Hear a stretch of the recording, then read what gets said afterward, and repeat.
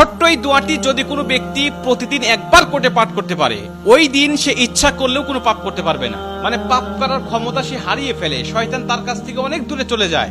নবীজি বলছেন, যদি কোনো ব্যক্তি এই দোয়াটা মাত্র একবার পাঠ করে, যেদিন সে পাঠ করবে ওই দিন শয়তান চিৎকার করে কাঁদতে থাকে, চিৎকার করে আওয়াজ দিয়ে বলতে থাকে যে আজকে সারাদিন তুই আমার ওয়াসওয়াসা থেকে মুক্ত হয়ে গেলি, আমি ইচ্ছা করেও আজকে তোকে আর ধোঁকা দিতে পারবো না, তুই আজকে আর কোনো পথভ্রষ্টের কাজ করতে পারবি না, তুই সেটা আমার কাছ থেকে মুক্ত হয়ে গেলি।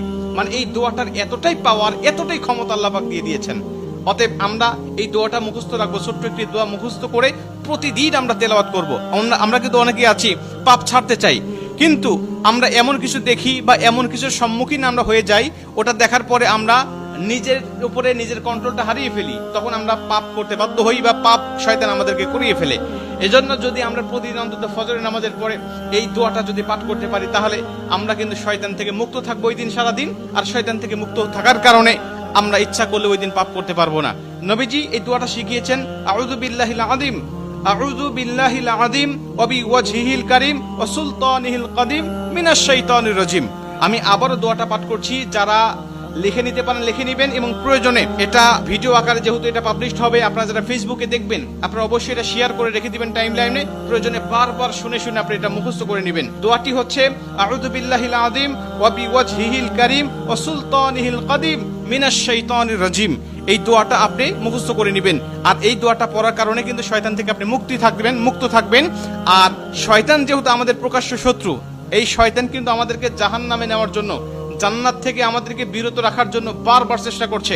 আমাদের সামনে থেকে, পিছন থেকে, ডানে থেকে, বামে থেকে, সব জায়গা দিয়ে কিন্তু শয়তান আমাদেরকে ধোঁকা দেওয়ার জন্য সদা ব্যস্ততা।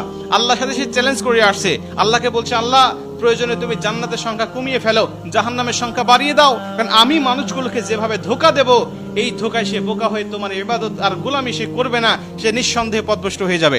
এই জন্য শয়তান থেকে মুক্ত থাকার জন্য আমরা কিন্তু সর্বসময় এই দোয়াটা পাঠ করবো। প্রতিদিন অন্তত একবার এই দোয়াটা আমরা পাঠ করলে আমাদের কাছ থেকে শয়তান মুক্ত হয়ে যাবে, আমরা শয়তান মুক্ত জীবন যাপন করব। আর আমাকে যদি শয়তান ওয়াসওয়াসা না দেয়, ওই দিন কিন্তু আমি পাপ করতে পারবো না, ইচ্ছা করলে পাপের কোনো কথাই আমার মধ্যে আসবে না। কারণ আমরা জানি ফেরেশতারা ইচ্ছা করলেও পাপ করতে পারে না, কারণ ফেরেশতাদেরকে শয়তান ধোঁকা দেয় না, আর ফেরেশতাদের কাছে শয়তান যায় না, তাই তাদের অকর্ম করার মতো বা পাপ করার মতো কোনো ক্ষমতা তাদের নাই। এর জন্য এই দোয়াটা আমরা সবাই মুখস্থ করে নিব এবং প্রতিদিন একবার হলেও পাঠ করবো ইনশাআল্লাহ।